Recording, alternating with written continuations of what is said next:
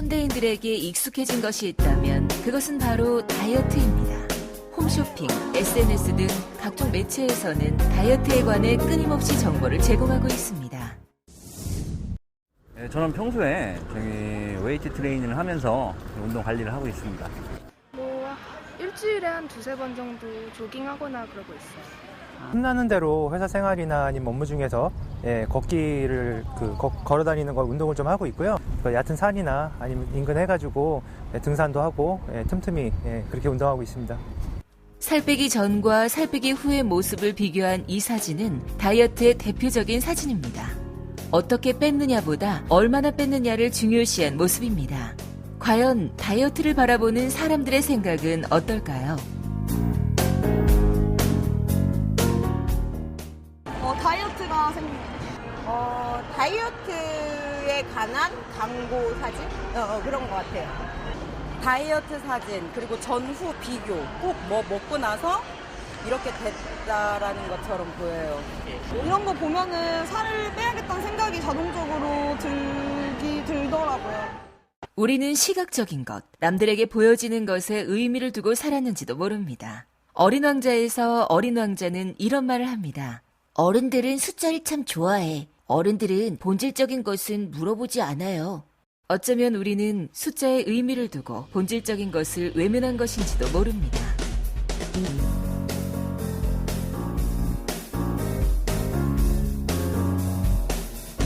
아침부터 저녁까지 일하고 생각하는 현대인들의 고질적인 질병이 있습니다. 바로 비만입니다. 지난 약 10년간 우리나라 성인의 비만 유병률은 약 33 내지 34% 수준에서 큰 변화가 없고 또 OECD 34개 회원 국가의 수준과 비교해서도 높은 편은 아닙니다. 그렇지만 고도 비만과 초고도 비만율이 지속적으로 증가하고 있고 특히 소아 청소년 비만은 OECD 평균보다 높은 편입니다. 이 소아기 비만은 청소년, 성인 시기 비만으로 이행되고 이에 따라 동반질환 발생 위험을 증가시키고 자신감 결여, 우울이나 불안 등과 같은 심리적인 문제와도 관련이 있어 보건학적 문제가 되고 있습니다. 우리나라 전체 인구 중 25%가량이 비만일 정도로 비만인의 수와 각종 성인병의 유병률이 늘어나고 있어 큰 문제가 되고 있습니다. 생활 방식이 바뀌고 외모를 중시하는 사회 분위기 속에서 사람들은 비만에 대한 관심도도 높아지고 있습니다. 하지만 비만에 대한 심각성을 인지하지 못하고 미용적인 문제로 여기면서 빠르게 많이 빼려는 마음에 사람들은 위험한 살 빼기 방법에 중독되고 있습니다. 비만의 원인은 간단합니다. 에너지 섭취가 증가하거나 에너지 소비가 감소하면 체중이 증가하게 됩니다. 즉, 에너지 섭취와 소비의 균형이 무너졌을 때 비만이 찾아오게 됩니다. 사람마다 기초대사량이 다르고 비만에 가족력이 있는 것을 고려할 때 비만의 체질이 작용하는 부분이 있습니다. 하지만 이보다 더 중요한 원인은 따로 있습니다. 비만의 원인은 다양한 위험 요인이 복합적으로 관여하기 때문에 어떤 한 가지 원인만으로 설명하기 어려운 경우가 많습니다. 일부는 연령이나 인종, 유전, 선천성 장애, 약물, 신경 및 내분비계 질환 등에 의한 경우도 있지만 대부분은 교통수단의 발달로 덜 걷고 바쁜 직장생활이나 빡빡한 입시 위주의 학교생활과 같은 생활 양식의 변화로 운동량은 감소한 반면에 햄버거, 피자와 같이 칼로리가 높은 패스트푸드에 많이 노출되어 있기 때문입니다. 인체에 있어서 그 어떤 특별한 질환이 있지 않은 한은 비만의 가장 기본적인 부분은 많이 먹고 활동을 적게 하는 거죠. 그러니까 운동량이 작고 많이 먹는데 주로 이제 많이 먹는다 했을 때도 지방량을 증가시키는 식품, 특히 이제 주가 탄수화물, 지방 이런 부분들을 너무 과다하게 섭취해서 생기는 비만이 지금 제일 크죠. 그리고 활동량이 줄어들고, 그죠? 예전보다 활동량이 줄어든 건 사실이잖아요. 요즘 특히 비만이 어른들보다는 아이들이 더 큰 문제예요. 지금 소아비만이 우리나라가 굉장히 위험한 상태에 도달했거든요. 근데 그게 이제 원인이 여러 가지가 있는데, 첫째는 아까 했지만, 탄수화물류인데, 그게 그 중에 하나가 또 설탕이에요. 당분. 설탕을 많이 먹어도 마찬가지로 살찌는 거거든요. 그리고 또 요즘 애들이 운동량이 훨씬 작죠. 그죠? 과거에 우리가 클 때는 남학생들은 주로 뭐 술잡기나 자치기 했고 여학생들은 뭐 했는가 알아요? 고무줄 놀이. 요즘 그런 애들 봤어요? 초등학교에? 없어요. 전부 컴퓨터 앉아가지고, 그죠? 책상에 앉아가지고 게임 하느라고 활동량이 줄어들었죠. 그게 전부 비만의 원인이죠. 식습관은 날로 서구화가 되어가고 있고 앉아서 일하는 시간이 많아지면서 식습관과 생활습관이 크게 작용하고 있습니다. 이제 그 원인을 자세히 살펴보겠습니다. 성인 남녀가 간식과 야식을 제외하고 하루 3번의 식사만 하였을 때 섭취하는 칼로리가 1800에서 2000칼로리입니다. 하지만 간식, 커피, 음료수, 술 등을 먹었을 때 2500에서 3000칼로리를 쉽게 섭취하게 됩니다. 이 작은 마카롱은 하나에 159칼로리, 모카커피 한 잔은 290칼로리, 케이크 한 조각은 300칼로리에 해당합니다. 모카커피 한 잔에 해당하는 290칼로리를 빼기 위해서는 53분 동안 걷거나 28분을 달려야 합니다. 하지만 현대인들의 생활 습관을 보면 운동하기란 쉬운 일이 아닙니다. 청년들은 취업을 위해 하루에 8시간, 많게는 무려 10시간을 딱딱한 의자에 앉아 있습니다. 일하는 직장인들도 마찬가지입니다. 아침 일찍 출근하여 퇴근하기까지 의자에서 일어나기란 쉬운 일이 아닙니다. 보건복지부와 질병관리본부가 성인 남녀 5,000명의 활동 양태를 조사한 결과 하루 평균 7시간 반 동안을 앉아서 보내는 것으로 나타났습니다. 반면 하루에 30분 넘게 주 5일 이상 걷기 운동이라도 하는 사람은 41.3%에 그쳤습니다. 우리나라 국민이 하루에 3분의 1가량을 앉은 채로 보낸다는 결과입니다. 운동 부족은 각종 성인병 위험을 불러오는 요소입니다. 하지만 더 큰 문제는 가까운 거리도 버스를 타고 이동하고 지하철에서는 계단 대신 에스컬레이터를 이용하면서도 걷거나 운동할 생각도 하지 못한다는 점입니다.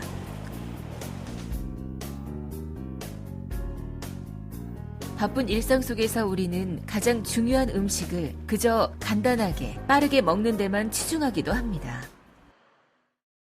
과거에는 허기를 채우는 식사도 거르는 경우가 많아 균형을 이룬 식사는 생각도 할 수 없었습니다. 그래서 과거의 식습관 문제점은 영양 결핍이 심각했습니다. 하지만 오늘날은 그와 반대로 영양 과잉에 의한 영양의 불균형 문제가 심각해졌습니다. 지방과 설탕 등을 지나치게 섭취하여 칼로리는 충족되지만 한편으로는 아주 중요한 비타민, 미네랄과 같은 미량 영양소는 부족하게 나타나는 것이 영양 과잉의 특징입니다. 지방이 사실은 건강과 관련된 문제들을 많이 가지고 있는데 우리가 섭취하는 음식에 지방이 어떤 종류들을 가지고 있고 그래서 얼만큼 섭취하는지 분석할 수 있는 기본 자료가 여태까지 없었어요. 그래서 이제 질병관리본부의 이제 용역 연구로 그 식품의 지방산의 종류를 데이터베이스를 만드는 이제 그런 연구를 하게 되었고, 그걸 이용해서 우리 국민의 섭취량을 이제 추정하게 된 것인데요. 특히 이제 포화지방 같은 경우가 건강과 이제 관련이 많은 이제 지방의 종류인데, 그런 포화지방을 주로 섭취하는 그런 식품들이 삼겹살 같은 이제 돼지고기라던가 우유 또 이제 라면 이런 식품들이 있었습니다. 대부분의 사람들이 충분한 영양을 섭취하고 있다며 자부하고 있지만 실제로는 영양 과잉에 걸린 사람들이 흔합니다. 먹어야 되는 양도 중요하지만 사실 어떻게 먹는지도 중요한데 이제 그 이유는 지방은 이제 절대적인 양은 이제 에너지 섭취량하고 이제 관련이 있어서 그 이제 에너지를 내는 탄수화물, 지방, 단백질 그 사이에 적절한 비율에 맞춰서 먹는 것이 중요하고요. 그래서 이제 우리나라 같은 경우에는 사실 지방 섭취량이 많진 않아요. 그래서 이렇게 염려할 정도는 아닌데 총 에너지 섭취 한 20% 내외, 범위로 따지면 15%에서 30% 정도인데 우리가 먹을 때 그 양을 계산하면서 먹기는 쉽지 않거든요. 근데 아까도 말씀드렸던 것처럼 지방은 동물성 식품, 고기에 많이 들어있고 또 이제 우리가 요리할 때 넣는 식용유를 통해서 먹게 되는 경우가 많기 때문에 고기를 이렇게 배부르게 먹지는 않는 것이 좋을 것 같고, 조리하는 방법을 좀 기름을 덜 사용하는 방법을 통해서 섭취하는 방법이 이제 적게 섭취하는 방법일 수 있고요. 그다음에 눈에 보이지 않는 그런 지방들이 식품에 많거든요. 가공식품에 들어있는 것들은 눈으로 봐서는 지방이 있는지 없는지 모르는데, 그런 가공식품들의 그 표시가, 영양 표시를 이제 확인하시고서 지방 함량이 높은 것들은 피하시는 방법을 사용하시면 될 것 같습니다. 영양 과잉은 식사의 편식과 체질 불균형을 가져왔고, 그 결과 과거에는 50세 이상이 되어야 증상이 나타났던 각종 성인병이 지금은 20대 젊은이들에게도 흔히 발생하는 질병 중에 하나가 되었습니다. 빠르게는 한국인의 생활 습관에서도 나타나는 현상입니다. 일을 빨리 마무리 짓기 위해 남은 숙제를 하기 위해 먹는 시간의 반도 쓰지 않는 사람들이 많습니다. 현대인들의 대표적인 잘못된 생활 습관 중에 하나는 야식입니다. 스마트폰의 보급 증가로 인해 배달 어플리케이션의 증가와 배달 음식의 증가로 인해 어떤 시간에도 음식을 쉽게 접하게 되었습니다. 그리고 각종 매체에서 쿡방의 열풍으로 인해 사람들은 저녁 후에도 시각적으로 음식을 접하게 되었습니다. 야식은 우리 뇌가 포만감을 느낄 때까지 계속 먹기 때문에 한번 야식을 먹게 되면 야식 먹는 습관이 지속되기 마련이어서 쉽게 고쳐지지 않습니다. 음식이 많이 있어도 평소처럼 먹고 덜 먹기란 힘든 일이 되게 됩니다. 특히 음주 습관은 현대인들의 고쳐야 할 생활 습관입니다. 직장 내 회식에서 벌어지는 폭탄주, 원샷 문화는 알코올로 인해 섭취되는 추가 칼로리 때문에 체중을 증가시키기 쉽습니다. 이런 환경적인 요인들은 잘못된 생활 습관과 연계되어 있고, 환경적인 요인 중 어떤 한 가지 요인에 의해 생기는 것보다 요인이 복합적으로 어우러져 비만을 불러오게 됩니다. 3살 버릇 80까지 간다는 속담처럼 우리의 습관은 그만큼 바꾸기 어렵습니다.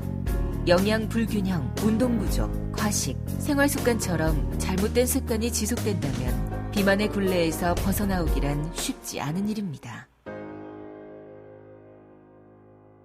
보건복지부는 2010년부터 비만에 대한 바른 인식과 효율적인 비만 관리를 위해 10월 11일을 비만의 날로 지정하였습니다. 보건복지부는 비만을 단순한 외모상의 문제만으로 바라볼 것이 아니라 질병으로 인식하는 것이 가장 먼저 해야 할 일이라고 하였습니다. 일단 몸무게가 늘게 되면 허리 관절이나 무릎 관절에도 큰 부담이 될 수 있고요. 근종이나 유방암 가족력이 있으신 분들도 암 체크를 자주 하셔야 됩니다. 젊은 여자아이들 같은 경우 생리량이 증가하거나 성저숙증이 올 수 있기 때문에 비만을 조심하시는 게 매우 중요합니다. 우리나라는 다이어트를 권하는 사회라는 말처럼 과열이 우려될 정도로 다이어트 열풍이 불고 있습니다. 텔레비전이나 신문 광고에는 날마다 온갖 다이어트 방법들이 넘쳐나고 있습니다. 그 결과 우리나라 다이어트 시장은 이미 3조 원대 규모를 넘어섰습니다. 건강보조식품 시장이 약 3에서 4조 원대로 다이어트 시장 규모가 얼마나 큰지 짐작할 수 있습니다. 하지만 다이어트 시장은 나날이 커져가고 있지만 그와 반대로 우리나라 사람들의 비만 문제는 오히려 나날이 심각해지고 있습니다. 지난해 고도 비만으로 인한 사회적 비용이 7천억 원을 넘어섰고 2013년 이후 연 6조 7천5억 원을 넘어서고 있습니다. 그 이유는 비만으로 인해 높은 합병증이 발생하고 그에 따라 막대한 사회경제적 비용과 비만 치료의 어려움이 존재하기 때문입니다. 대다수의 다이어트 방법이 칼로리를 낮춘 음식 섭취 방법을 택합니다. 하지만 칼로리는 살을 빼기 위해 고안된 측정법이 아니고 영양 섭취를 좀 더 원활하게 하기 위해 만든 것입니다. 개인 체질이나 음식 조리 방법에 따라 오차가 생기기 때문에 칼로리는 섭취 측정 결과가 사람에 따라 다르게 나올 수 있어 칼로리 방법의 다이어트를 한다면 반대로 살이 찔 수 있습니다. 그렇다면 세계인들의 다이어트 경향은 어떨까요? 전 세계의 다이어트 방법은 약 2,600가지로 다이어트는 전 세계인들의 관심사이기도 합니다. 이 때문에 유행하는 다이어트 방법이 자주 거론되고는 하는데 그중 대표적인 다이어트 종류를 살펴보겠습니다. 원푸드 다이어트는 과일이나 채소, 달걀 중 한 가지 식품만 정해서 먹는 방법입니다. 같은 식품을 매일 섭취함으로써 지루함으로 식욕이 감소하고 섭취하는 열량이 줄어 빠른 체중 감량이 나타나는 방법입니다. 연예인들이 시작했다는 다이어트로 유명한 덴마크 다이어트. 덴마크 다이어트는 삶은 달걀과 자몽, 블랙커피 위주로 먹는 다이어트 방법으로 소금, 설탕을 거의 사용하지 않습니다. 전 세계적으로 유행하는 다이어트법은 단기간의 체중 감량 효과를 목적으로 하지만 장기적인 면에서는 영양 불균형, 요요 현상을 불러오게 됩니다. 결국 다이어트 시도는 메비우스의 띠처럼 시도했지만 다시 원상태로 돌아오는 것과 같게 됩니다. 다이어트의 실패 본질은 따로 있습니다. 그러니까 다이어트가 실패하는 주요 원인 중에 하나가 바로 소식하는 습관, 그러니까 건강한 식단을 관리하는 그 습관이 안 됐기 때문에 실패하게 되는 거거든요.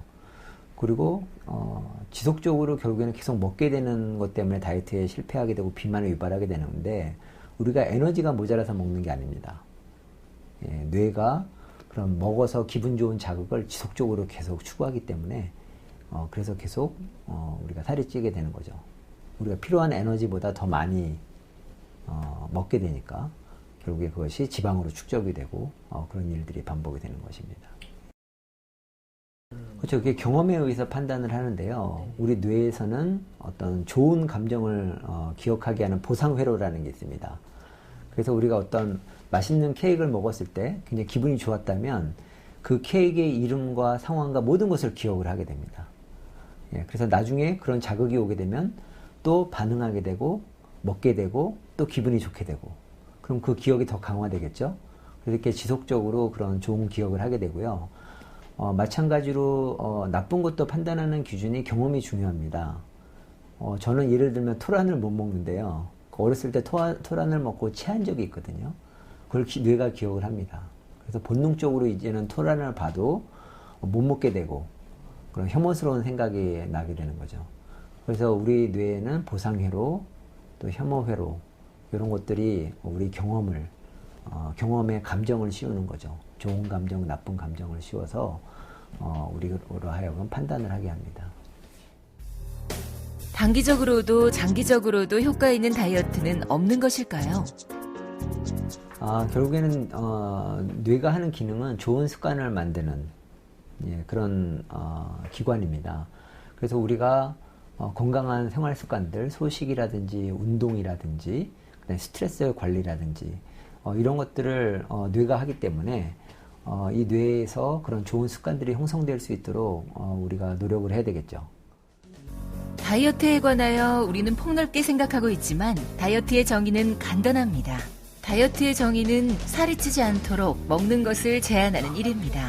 수분처럼 우리 몸의 기본적인 요인을 충족시킨 후 열량 섭취를 줄이는 일이 곧 다이어트입니다. 우리 인체의 70%가 물이에요.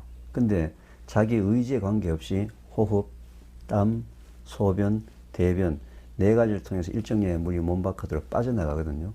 그럼 빠져나가는 양만큼의 물을 보충해 줘야지만 우리 인체의 모든 대사 기능이 정상적으로 돌아가는 거예요. 만약에 호흡, 땀, 소변, 대변을 통해서 물이 빠져나갔는데 빠져나가는 양만큼의 물을 보충해 주지 않게 되면 일단 체액, 혈액과 림프액이 농도가 굉장히 찐득찐득하겠죠. 그럼 일단 순환이 안 되니까, 그죠? 모든 대사에 문제가 생기게 되겠죠. 그래서 일단 물은 자기 몸에서 빠져나가는 양만큼의 물은 반드시 보충해 줘야 되는 것이 기본 중에 기본이에요. 이게 이제 돌아오지 않으면 모든 건강의 문제 시작은 바로 물 부족으로부터 시작이 됩니다. 비만도 물 부족의 한 원인 중에 하나가 될 수가 있어요. 열량 섭취를 줄이는 다이어트와 관련하여 중요한 것은 열량 소비입니다. 총 열량 소비량이 섭취하는 양보다 많으면 체중은 감소하게 되기 때문에 열량 소비가 중요한데요. 그렇다면 열량 소비의 가장 중요한 활동은 무엇일까요? 많은 전문가들은 걷기를 권유하고 있습니다. 걷기도 일반적으로 걷는 것이 아닌 올바르게 걸어야 한다고 주장합니다. 우리가 평소 잘못된 습관으로 인해서 관절염이나 허리 디스크 같은 게 유발된다고 합니다. 걷기를 바르게 하면 우리가 고질적으로 앓고 있는 관절염이나 허리 디스크를 사전에 예방할 수 있다고 봅니다. 다이어트를 경험한 사람들은 변화를 가장 큰 결과로 생각합니다. 어제 먹었던 음식에서 무엇이 잘못되었는지 돌이켜보고 체중 변화로 몸이 점점 가벼워지면서 하지 않던 운동을 시작하게 됩니다. 즉, 식습관과 생활습관의 변화를 통해 삶은 180도 바뀌게 되었고 자기 자신을 살펴보기 시작합니다. 아침에 일어날 때 가볍게 일어나지고, 그리고 이제 제가 음식 먹을 때 이렇게 골고루 먹지 않았던 습관들이 있었는데 일부러라도 그 골고루 먹는 습관이 생겼고, 몸에서도 나쁜 거는 안 먹게 되고, 그리고 또 피부도 물을 많이 마셔서 또 더 좋아졌고 젊어졌다는 많은 사람들이 얘기도 들었고. 이렇게 몸이 무겁고 살이 찌니까 몸이 무거워서 참 걷는 것도 힘들고 무릎도 아프고 그랬는데, 이렇게 살이 많이도 안 빠지고 조금 빠진 것 같은데도 내 몸이 되게 가벼움을 느끼고, 그리고 이렇게 물을 먹으면서 이 다이어트 음식을 자꾸 먹어서는 안 될 음식을 제가 멀리하게 되고 좋은 음식만, 착한 음식만 먹게 되고 그걸 찾게 되더라고요. 그러다 보니까 이게 하나의 내 생활의 습관이 됐어요.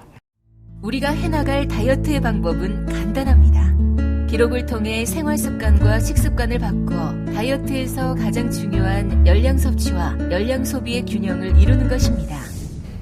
우선 쉽고 간단하다는 거예요. 그래서 누구나 다 쉽게 참여할 수가 있는데 하루에 2번 체중만 재면 되기 때문에 아침에 1번, 저녁에 1번 체중 재서 그래프에 그려나가다 보면 내가 먹는 음식의 양이나 아니면 음식의 종류, 아니면 수면, 운동량, 스트레스, 아니면 나의 컨디션이 체중과 어떤 관계가 있는지 아주 밀접한 관계가 있다는 걸 깨닫게 되거든요. 그래서 스스로 할 수 있는 다이어트라는 게 가장 큰 장점이고요.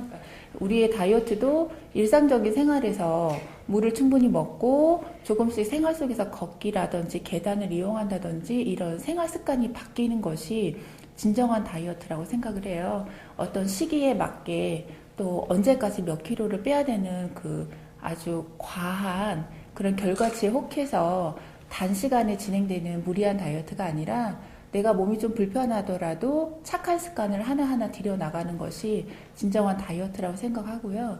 그런 것들이 일반화가 된다면 더 건강을 유지할 수 있는 지름길이라고 생각을 합니다.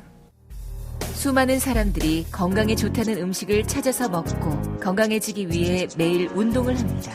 건강에 대한 관심이 높아지면서 각종 매체에는 연일 건강 관련 정보들이 쏟아지고 있습니다.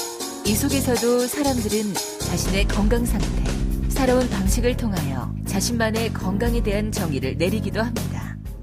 바쁘다, 귀찮다, 성공해야 되겠다, 돈 더 벌어야겠다 등등 여러 가지 이유로 그 기본을 지키지 않았을 때 문제가 생기는 거거든요. 기본을 회복하자. 그렇게 되면은 현재 여러분들이 가지고 있는 그런 건강상의 문제들도 상당히 많이 해결이 되리라고 생각합니다. 기본을 회복하십시오. 적당한 운동, 적당한 식사, 그리고 적당한 휴식을 취하는 것이 건강의 제일이라고 생각을 합니다. 그 아름다움, 몸에 신경 쓰는 것 못지않게 마음의 건강, 마음의 아름다움도 좀 신경을 쓰면 맛있는 것 먹는 것도 중요하지만 좋은 책 한 권 읽고, 육체적으로 운동하는 것도 중요하지만 마음으로 선행하는 것, 이런 조화를 이룰 때 진짜 전인적인 건강이 생기지 않겠는가. 그래서 아름다운 사람이 아름답게 사는 게 아니고 아름다운 마음을 가진 사람이 아름답게 살으니까 몸도 아름답지만 마음도 아름다우면 좋을 것 같아요. 행복한 삶의 가장 기본적인 조건, 바로 건강입니다. 인생이라는 긴 길 위에서 하루하루 정신적으로 발전하고 육체적으로 성장을 이룩해내는 방법은 바로 여러분 안에 있습니다.